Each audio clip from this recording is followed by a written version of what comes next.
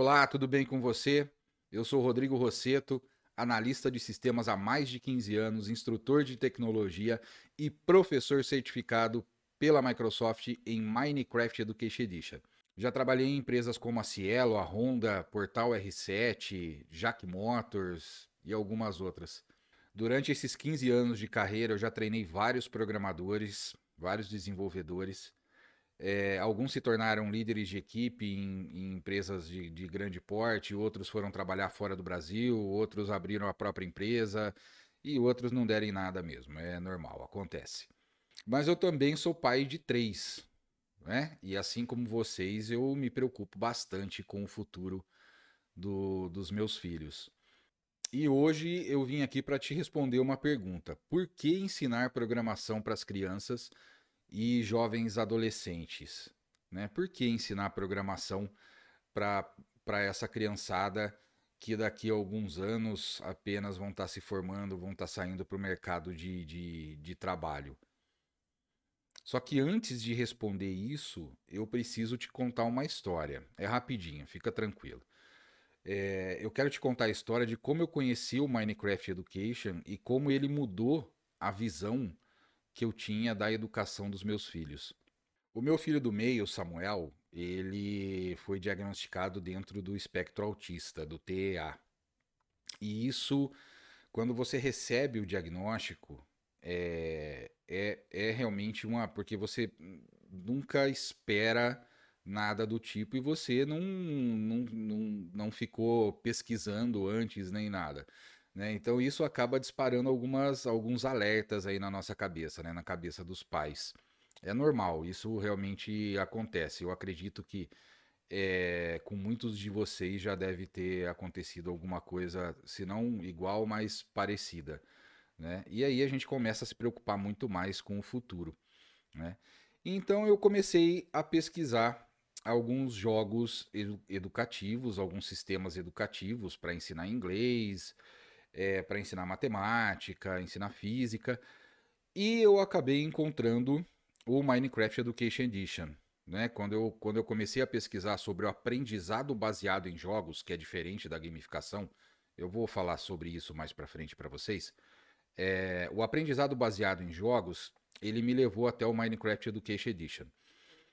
E esse jogo, ele realmente ele mudou a forma com que eu enxergava a educação das crianças, né? Ele foi um ponto de virada aí para mim no meu modo de pensar. E aí eu comecei a usar o Minecraft Education Edition com o Samuel e a Lívia. A Lívia é minha caçula de 7 anos, o Samuel tá com 9. Eu comecei a usar com eles para tentar ensinar a lógica de programação, né? A Lívia, no começo, não curtiu muito, a pegada dela é muito mais artística, ela gosta de criar construções, fazer a decoração das casas dentro do Minecraft, fazer umas fachadas diferentes, criar lá toda a decoração da cozinha, da sala, colocar TV, colocar computador. Então, assim, a pegada dela é muito mais na área da criatividade, na área das artes, né? Ela gosta muito de pixel art, que é muito legal também fazer dentro do Minecraft. E ela gosta bastante dessa área. Já o Samuel, não. O Samuel, ele, por conta das características do espectro, ele curte muito mais a parte de programação, né? Por quê? Porque dentro do Minecraft Education Edition tem um robozinho, que é o Agent. Quem já viu aí conhece o nosso amigo Agent. Ele é um robozinho que você programa ele para que ele execute as coisas dentro do Minecraft, mas você tem que programar esse robozinho, né? E aí o Samuel ele curte muito essa coisa da programação, porque tudo que ele fizer dentro tudo que ele programar para aquele robô, o robô vai executar. Então isso é de certa forma gera um conforto para ele, porque dentro do Minecraft você tem regras claras, você tem regras imutáveis que você não consegue burlar, vamos dizer assim, né? Existem alguns códigos, alguma coisa, mas mesmo usando códigos para tentar burlar as regras, você tem algumas limitações. Então, o que acontece? Esse ambiente confiável, né, se torna, de certa forma, confortável, principalmente para as crianças com TEA ou TDAH, né, que é o distúrbio de déficit de atenção e hiperatividade, né? Então, isso se torna, de certa forma, confortável para eles. E aí, essa programação, esse poder que eles têm dentro do jogo, acaba atraindo bastante a atenção deles. Só que durante esse processo que eu iniciei com o Samuel e com a Lívia, eu percebi que, de certa forma, o Minecraft possibilitava o desenvolvimento de outras habilidades além da programação. Ia muito além da programação ou da criação de casas ou da. Ah, olha, meu filho vai ser um arquiteto, então o Minecraft é legal. Tá? Não, mas ele vai muito além disso. Né? O Minecraft ele possibilita que você crie soft skills. Vocês já ouviram falar de soft skills? Eu vou explicar para vocês o que é. Mas ele possibilita o trabalho, o desenvolvimento dessas soft skills que vão ser bem importantes para eles, muito importante para eles no futuro. E foi aí que eu resolvi criar o Open Source Lab. E sabe por que eu resolvi criar o Open Source Lab? Porque a gente evoluiu disso daqui para isso daqui em menos de 7 anos. São 7 anos de diferença entre esses dois celulares. E hoje nós temos computadores quânticos, inteligência artificial, carros autônomos, estamos quase chegando em Marte. Imagina daqui a 10 ou 15 anos, quando seu filho estiver se formando. Imagina como a tecnologia vai envolver a vida e a carreira dele, seja ele um cirurgião, um empresário, um engenheiro. Bom, e a programação e os algoritmos já estão ao nosso redor em todo lugar. Quando a gente fala em algoritmo, pessoal, vocês têm que entender o seguinte: o algoritmo ele é a listinha de tarefas que um determinado computador tem que executar, por exemplo, o seu celular, né? A programação é o que vai passar essa lista de tarefas para o seu celular, né? Como ele tem que executar essas tarefas, em que momento ele tem que executar essas tarefas. Isso é a programação. E o algoritmo nada mais é do que a lista de tarefas que ele vai ter que executar na ordem correta. Então você imagina que hoje em dia você tem algoritmo e programação em todo lugar. Você tem no seu celular, como eu já falei, você tem na sua TV, você tem no seu micro-ondas, você tem na lavadora de roupa. A lavadora de roupa também tem uma programação. Você precisa programar essa lavadora de roupas para que ela execute um ciclo de lavagem para uma determinada função, para uma determinada roupa que você quer lavar, né? Então existe também programação, existe um algoritmo dentro da sua lavadora de roupas. Outro lugar onde é muito comum que vive disso, né, que é basicamente o core do negócio, são nas redes sociais, por exemplo, no Facebook, no Instagram, no YouTube. O algoritmo que rege quais anúncios eles vão mostrar para você, quais os posts que eles vão mostrar para você, quais os stories que eles vão mostrar para você. Ele é o core, ele é a alma do negócio dessas redes sociais, né? Porque eles dependem de um algoritmo bem feito para que eles exibam aquilo que você mais gosta, as coisas que realmente importam para você, né? Para que você se engaje e você continue naquela rede social. Então a programação e os algoritmos estão diretamente ligados. Quando você vai fazer um story e eu tenho 500 seguidores, eu fiz um story, só 10, 15 viram.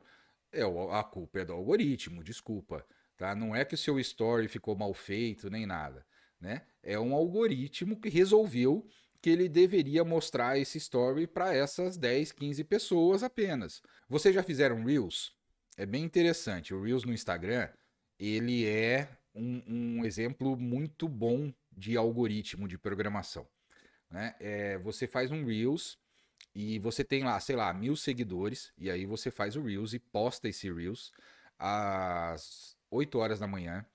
E aí você tem 1.500 visualizações do seu Reels. Nossa, né? Que legal, né? Aí mais tarde você fala, ó, beleza, vou postar mais um Reels aqui que vai ser outro sucesso.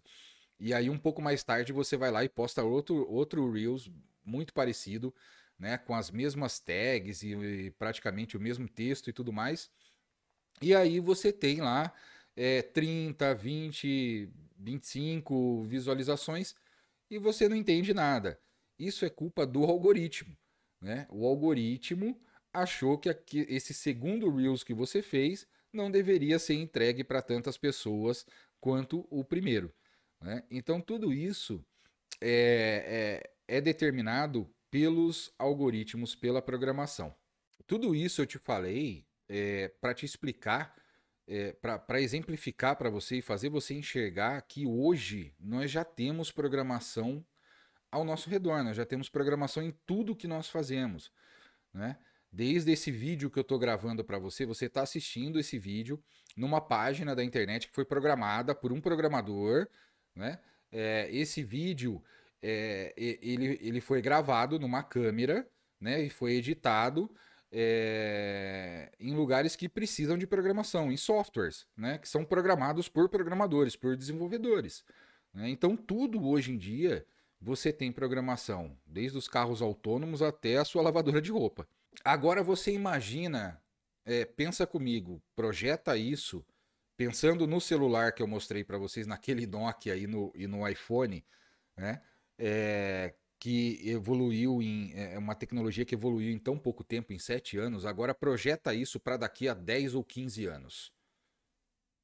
Projeta isso para daqui a 10 ou 15 anos, quando o seu filho estiver se formando, saindo lá da faculdade, né? Você imagina como vai ser a vida dele, como vai ser o trabalho dele, né? O quanto os algoritmos e a programação vão influenciar na vida do seu filho. Aí você começa a entender o porquê de ensinar programação e algoritmos e lógica de programação para crianças e adolescentes. Isso vai fazer uma diferença absurda lá na frente, daqui a 10, 15 anos, quando ele estiver saindo para o mercado de trabalho e começando a vida solo, né, o voo solo dele. E não é só isso, né? Como eu falei antes para vocês, quando você começa a ensinar programação para uma criança, você começa a enxergar outras possibilidades, né? Como eu enxerguei as possibilidades das soft skills, né?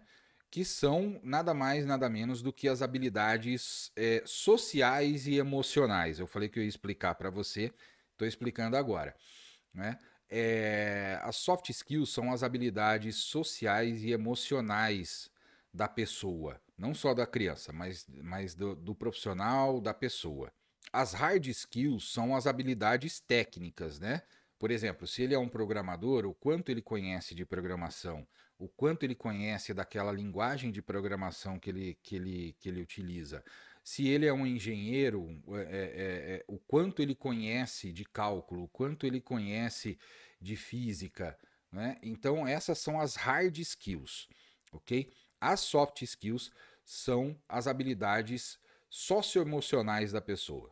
Eu vi uma pesquisa interessante da Microsoft. Eu, como professor certificado na Microsoft, a gente recebe é, muitas pesquisas e todo o estudo. A Microsoft é muito empenhada, né, nessa, nessa luta, né, por uma educação mais moderna e tudo mais.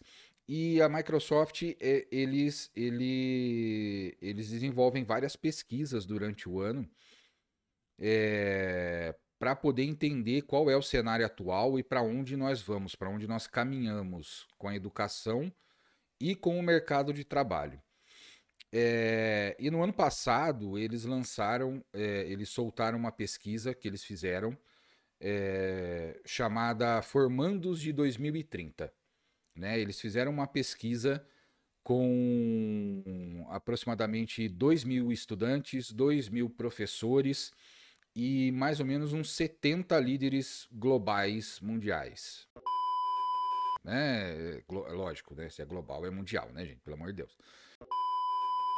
Mas mais ou menos aí uns 70 líderes globais, tá? E eles chegaram a algumas conclusões bem interessantes que eu vou passar para vocês aqui no decorrer aí dos nossos vídeos. E uma delas, bem interessante, é que das carreiras em ascensão, tá? Das carreiras que estão em crescimento, né? 40% dessas carreiras vão exigir soft skills. 40% dessas carreiras, desses empregos em ascensão até 2030, vai ser obrigatório, né? A exigência, eles vão exigir essas habilidades socioemocionais do profissional. E o interessante é que no mesmo ano, o Fórum Econômico Mundial, que acontece lá em Davos, na Suíça, você já deve ter ouvido falar, eles soltaram um relatório, né, que é o The Future of Jobs Report, alguma coisa do tipo, desculpa meu inglês, pessoal. The Future of Jobs Report. Que, assim, numa tradução livre, é o relatório do futuro dos empregos, né? Aonde eles citam as cinco principais habilidades socioemocionais que vão ser necessárias para os próximos anos, né? Levando em consideração pandemia e todo esse cenário que nós estamos vivendo atualmente. E aí eles citam essas 5 soft skills que provavelmente, né, para ser bem sucedido, os profissionais, a próxima geração de profissionais vai precisar. E essas 5 soft skills são, primeiro, resolução de problemas. Segundo, pensamento crítico. Eu tô com a minha colinha aqui, tá, pessoal? Resolução de problemas. Segundo, pensamento crítico. Terceiro, criatividade. Quarto, gestão de pessoas. E quinto, trabalho em equipe, né? De todas essas 5, dessas 5, as 3 primeiras, a resolução de problemas, o pensamento crítico e a criatividade, elas são diretamente ligadas ao ensino de programação para as crianças e adolescentes. Ok? Quando você ensina a programação, você tem de imediato o trabalho dessas 3: a resolução de problemas, o pensamento crítico e o desenvolvimento da criatividade. Ok? As outras 2, que é a gestão de pessoas e o trabalho em equipe, são benefícios indiretos, mas diretamente, tá? Os benefícios diretos do ensino de programação, do ensino de lógica de programação para as crianças, são esses 3 primeiros: resolução de problema, pensamento crítico e desenvolvimento da criatividade. Essas 3 soft skills, né, essas 3 habilidades socioemocionais, elas são as principais características de um bom programador, de um bom desenvolvedor. Legal, né? Então você percebe que ensinando programação para o seu filho, você já vai estar automaticamente desenvolvendo habilidades que ele vai precisar no futuro. Mesmo que ele seja um médico, mesmo que ele seja um veterinário, mesmo que ele seja um militar, mesmo que ele seja qualquer coisa que ele quiser ser. Se ele quiser ser um astronauta, ele vai precisar de soft skills. Beleza. Aí você vira para mim e fala: não, tudo bem, Rodrigo, eu entendo que é importante, né, o meu filho ter essas soft skills, desenvolver essas soft skills, mas onde ele vai aprender essas soft skills? Você já sabe a resposta, tá? Pensa comigo e seja sincero comigo. Pensa em toda a lição que a gente teve que fazer durante essa pandemia, toda a lição de casa que a gente teve que fazer durante essa pandemia, né? Porque é inevitável, né? Não, a lição é para criança, né? A escola manda a lição para criança, né? A professora manda lá as tarefas, as atividades, só que, assim, a gente acaba fazendo muito mais do que eles. Seja sincero, fala a verdade, né? A gente lembrou de coisas e viu coisas que a gente não tinha aprendido na nossa época assim, foi realmente uma imersão que a gente pôde fazer dentro do conteúdo que as crianças estão aprendendo hoje. Eu realmente não tinha noção do que os meus filhos estavam aprendendo na escola. Tá? Eu vou ser sincero com vocês, eu não tinha a mínima noção do que eles aprendiam na escola. Tá? Só quando entrou a pandemia, que veio toda essa pancada de atividade para a gente desenvolver em casa junto com eles, fazer eles sentarem na frente do computador, assistir a aula gravada, assistir a aula ao vivo, né? Ajudar eles com as atividades que eram passadas, é que a gente se tocou do que realmente as crianças estão aprendendo na escola, né? E vamos lá, vamos ser sinceros, seja sincero, olha no meu olho e fala para mim se você acha que o seu filho vai aprender essas soft skills, vai desenvolver essas soft skills na escola. Seja sincero. Não, né? Eu também acho. E baseado em tudo que você viu de conteúdo que a escola passou, que o seu filho vem fazendo, seja online, seja offline, né? Você acha que a escola está preocupada em desenvolver soft skills nas crianças. Você acha que a escola está preocupada em desenvolver uma mentalidade de raciocínio lógico, pensamento crítico e criatividade nas crianças. A professora de história passa, olha, vocês têm que ler da página 52 até a página 68 para que nós possamos fazer a avaliação na próxima semana. E você acha que isso é a atitude de uma escola preocupada com o pensamento crítico, por exemplo. Uma coisa que eu fiquei espantado, realmente, foi uma coisa que, assim, a professora do Samuel mandou tabuada para decorar, mandou decorar a tabuada, né? Mandou copiar a tabuada no caderno, não sei quantas vezes, para decorar a tabuada. Gente, tabuada na minha época era castigo, né? A gente tinha que ficar copiando, sei lá quantas vezes a tabuada como castigo, né? Porque você bagunçou na sala ou porque você fez alguma coisa que a professora não gostou, né? E aí você levava a tabuada para fazer em casa para trazer no dia seguinte. Você tinha que copiar 10 vezes a tabuada do 9, 5 vezes a tabuada do 7. A do 7 era cruel, eu admito, a do 7 é a tabuadinha cruel. Mas enfim, é um absurdo você, em pleno século XXI, você ter que você passar a tabuada para que a criança decore. Não é, olha, vamos treinar, tá? É muito bonito você chamar de treinamento, vamos treinar a tabuada. Mas no fundo, tá?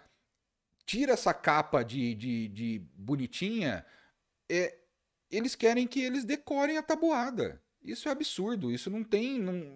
Hoje em dia não faz o menor sentido. Não me entenda mal. Eu sei que existem escolas ótimas, tem escolas que investem em educação 4.0, que tentam o máximo possível criar um protagonismo nos alunos e personalizar o ensino, tá? Eu vou falar isso nos próximos vídeos, eu vou te explicar. Eu vou tentar te explicar o que é o ensino personalizado, como o aluno tem que ser o protagonista desse processo de aprendizagem, né? Mas assim, existem escolas boas, existem escolas que investem nessa educação moderna, nessa educação onde o aluno é o centro daquele processo, né? Mas são tão poucas, tá? Eu não sei vocês, você pode morar, eu moro em São Paulo, tem várias aqui, beleza, parabéns para você, meu amigo, tá? Eu moro no interior. E aí? Qual é a escola que eu tenho aqui no interior, fora das capitais, aonde eu vou poder colocar meu filho, que eu sei que elas vão bater em cima e vão desenvolver soft skills com ele, né? Que vão transformar o meu filho num empreendedor e não num empregado? Me fala uma aqui perto da minha casa que eu vou lá, aqui perto pode ser até nas cidades vizinhas, que eu vou lá e matriculo meus filhos. Eu assisti recentemente uma palestra, foi logo que eu comecei a pesquisar recentemente, fazem alguns anos, né? A palestra de um educador, educador, escritor, consultor, um inglês. Ele trabalhou como consultor para o governo inglês, consultor na área de educação, né? Mais especificamente na área de artes. É, o Ken Robinson, Sir Ken Robinson, né? Ele ganhou o título de Sir, né? Da rainha da Inglaterra, né? Pela contribuição que ele deu ao sistema educacional, né? No Reino Unido, né? Então, Sir Ken Robinson, pode procurar no YouTube, tem várias palestras dele, é muito legal, ele fala umas coisas muito interessantes, eu aconselho você a dar uma procurada no YouTube, tá? Tem lá com legenda, tranquilinho, não vai estar tudo em inglês não, tá? E ele conta, durante uma palestra, ele conta a história de uma menina, tá? Que ela tinha o professor não suportava mais porque ela não conseguia ficar sentada, ela tinha problema de concentração, ela atrapalhava toda a sala de aula, né? Ela era muito inquieta, levantava e andava e não parava quieta no lugar, não fazia as atividades. E aí o professor conversou com o diretor foi lá e chamou os pais, né? Olha, a sua filha deve ter. Isso foi na década de 30, né? Então não existia o TDAH, né? Como ele diz, né? Não era uma doença disponível na época, né? Ninguém sabia da existência, então ela não estava disponível. Então era um problema de aprendizagem, né? E aí eles aconselharam que os pais levassem a menina a um terapeuta, né, para que ela fizesse um tratamento, tomasse remédios e alguma coisa do tipo, para que ela conseguisse se concentrar nas atividades e fazer as lições dentro da sala de aula. Beleza, a mãe foi lá, pegou a menina, levou, né, no terapeuta, contou pro terapeuta, porque assim, quando a gente. Eu já passei por isso, tá, pessoal? Quando você vai no terapeuta, né, a primeira vez com seu filho, a primeira hora da sessão não é sobre a criança, é sobre você, tá? E aí a gente fala, descarrega todas aquelas angústias, todo aquele medo e tudo mais, e o trabalho do terapeuta é falar, não, relaxa e tal, não sei o que tem, né? Bom, ela levou a, a menina pro terapeuta e aí contou tudo pro terapeuta e tudo mais. E aí chegou um momento que o terapeuta. Isso é uma entrevista, tá? Isso é verídico, pessoal. É uma entrevista que ele fez com uma mulher, que eu já vou contar para vocês, para um livro que ele estava escrevendo na época, tá? Então é uma entrevista real, né? E ela contando para ele sobre a infância dela. E aí o terapeuta pediu para que a mãe saísse da sala junto com ele, né? Só que antes de sair, ele ligou um rádio e deixou tocando. Rádio, pessoal, não era década de 30, não tinha Spotify, né? Ligou o rádio, deixou o rádio ligado, né? Numa música, tocando uma música qualquer, e saiu com a mãe da sala. E a menina sentada lá, sentadinha, bonitinha, na cadeira. E aí, depois de um tempo, eles voltaram muito discretamente, abriram a porta devagar e a menina estava no meio da sala dançando, né? Ele virou para a mãe e falou: "A sua filha não está doente, a sua filha é uma dançarina. Você coloque ela numa escola de dança." Beleza, a mãe saiu dali do consultório, pegou a menina, levou direto para uma escola de dança, né? A menina fez balé, fez jazz, fez tudo aquilo que existia disponível de dança na época, na década de 30, né? Em Londres, essa história que ele conta aconteceu em Londres, né? Tudo que havia de disponível a menina fez, né? E a menina começou a evoluir, ela fez um teste para uma das companhias de balé mais importantes do Reino Unido. Ela passou. Depois de um tempo, ela virou a bailarina principal dessa companhia. Ela saiu dessa companhia de balé. Ela criou a própria empresa, né? A própria companhia de balé. Ficou multimilionária, né? E hoje é extremamente feliz, é coreógrafa, já trabalhou com ela que montou uma das versões de Cats, ela é famosíssima. Eu não vou lembrar o nome dela aqui. Procura o vídeo do Sir Ken Robinson lá no YouTube que você vai encontrar. Pode ser até que você conheça essa. Eu não conheço por nome, eu não posso te falar. Mas presta atenção. Olha o que esse terapeuta fez, tá? Ele em uma tacada só, tá? Ele salvou, salvou a vida, tá? De uma bailarina, de uma coreógrafa, de uma empresária e de uma pessoa que é feliz com a vida dela. Ele salvou a vida de 4 pessoas ao mesmo tempo, não receitando um remédio.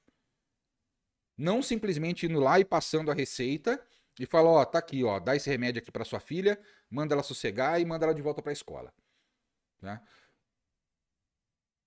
Então, por conta de uma pessoa, tá, que enxergou o que realmente era aquela criança, né? É...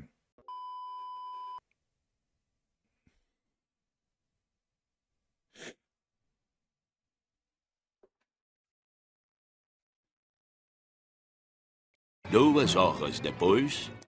Bom, resumindo, pessoal, o que eu quero te mostrar é que se dependesse de uma escola tradicional, de um ensino tradicional que vem sendo feito da mesma forma há mais de 200 anos, essa bailarina, essa coreógrafa, essa empresária, essa pessoa feliz teria morrido há muito tempo, né? Todas elas teriam morrido há muito tempo.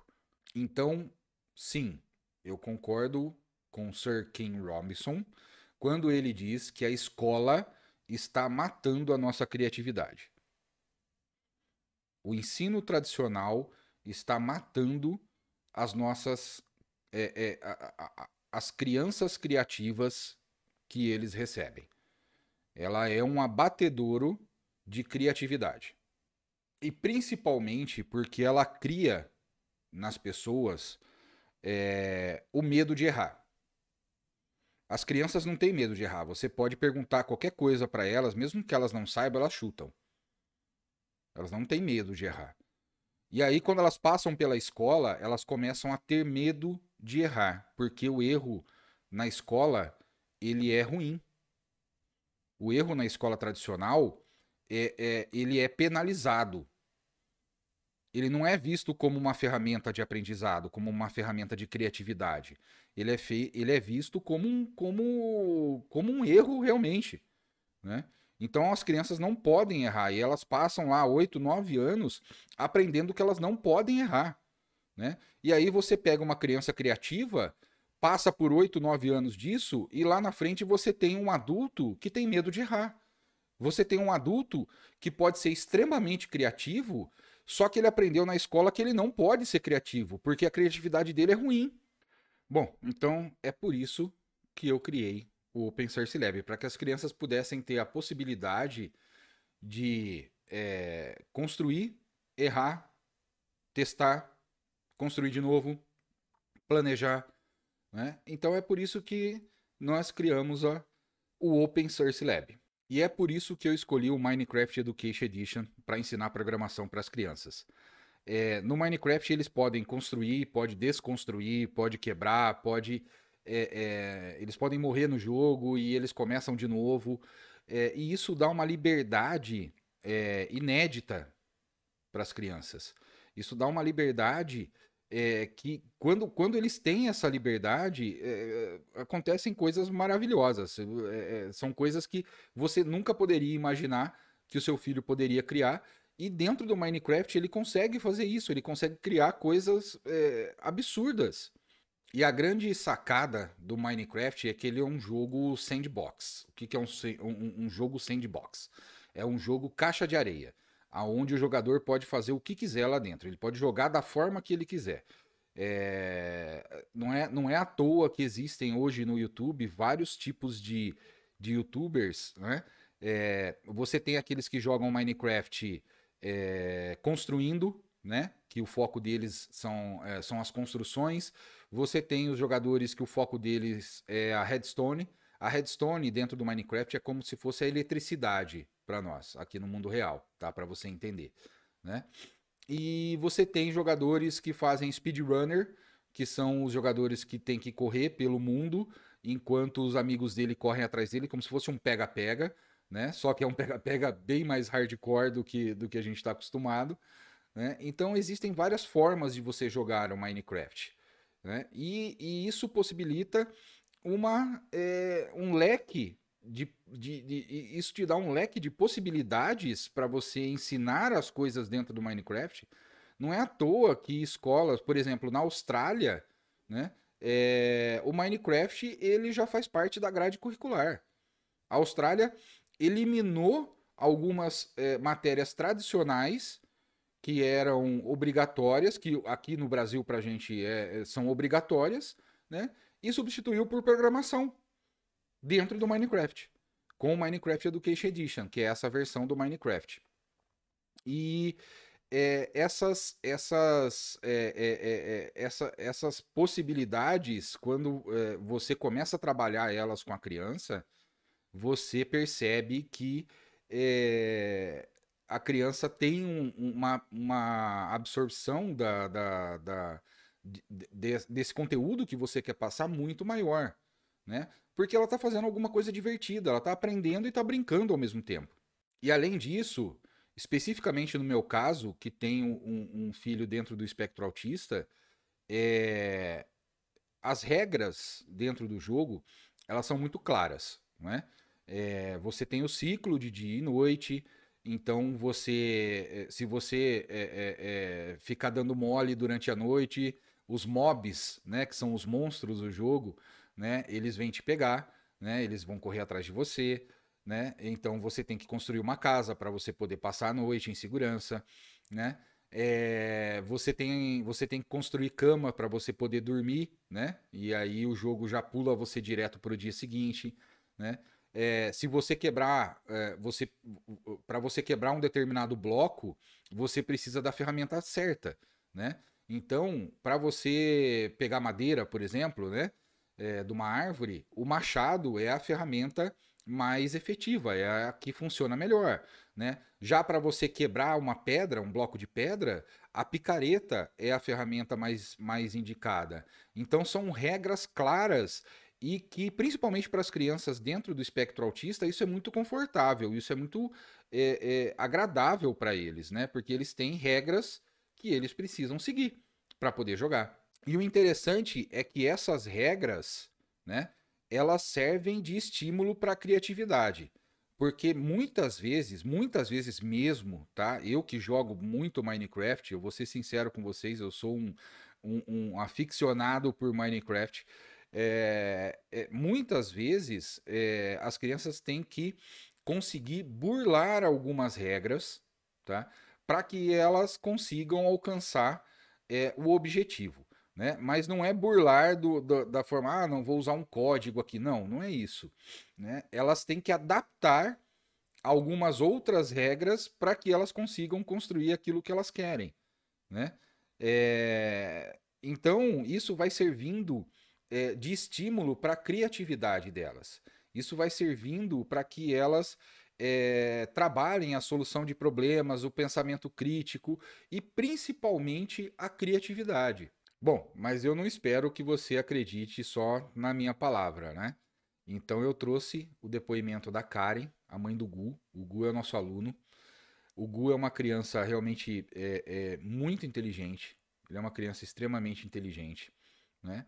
A Karen, ela teve algum tempo atrás um diagnóstico, tá, de TDAH E, e ela vem trabalhando com o Gu de uma maneira fantástica, né? E eu queria que vocês escutassem um pouquinho do que ela tem para falar para vocês. Vamos dar uma olhadinha. Sempre teve muita vontade de jogar joguinho, de mexer em computador, ele sempre teve muito desse interesse e eu sempre tive muito receio de liberar essas coisas para ele. Até que eu comecei a achar que era importante a gente explorar esse interesse dele, desde que fosse para alguma coisa que ele realmente fosse levar pra vida, que fosse acrescentar, que não fosse só ficar na frente de um videogame jogando e tudo mais. Trazer esse interesse dele pra um benefício. E foi aí que eu comecei a pensar, cara, por que não uma programação? Por que não aprender programação? O fato dele poder criar, colocar as ideias dele em prática ali no joguinho e aprendendo programação, que pra mim é uma coisa extremamente importante, coisa que eu e o Patrick a gente não teve acesso quando era criança, lógico, né? Porque isso veio muito mais pra frente ali, e eu entendo que isso é uma coisa do futuro.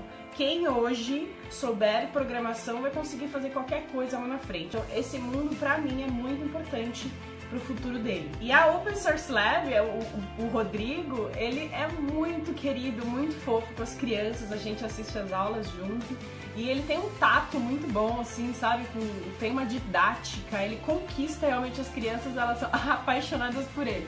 O Gu já é fã número 1. E por ele ser pai de autista, a gente entende que ele tem ainda uma sensibilidade muito maior, essa coisa de incluir, essa coisa de saber se comunicar com uma criança que não tem uma comunicação neurotípica. Para mim isso fez muita diferença. Bom, é isso, pessoal, que eu tinha para falar para vocês. Eu espero que eu tenha conseguido explicar um pouquinho da importância do ensino de programação para o futuro do seu filho, do ensino de lógica de programação e do desenvolvimento das soft skills para a vida profissional, não só para a vida profissional, mas para a vida realmente do seu filho, quando ele estiver se formando daqui a 10 ou 15 anos lá na frente, tá bom? Bom, e agora eu queria te convidar para o nosso próximo vídeo que vai sair amanhã, aonde eu vou falar um pouquinho sobre o ensino personalizado. Eu vou te explicar o que é esse conceito de ensino personalizado e vou te falar quais os benefícios que ele pode trazer para o aprendizado do seu filho, para o futuro do seu filho. Muito obrigado por ter assistido o nosso vídeo até aqui. Queria te agradecer e dizer que a gente criou esse conteúdo realmente com muito carinho, tá? E eu espero de coração que você tenha gostado. Espero que tenha acrescentado alguma coisa para sua vida e para a vida dos seus filhos. Te espero amanhã. Fui!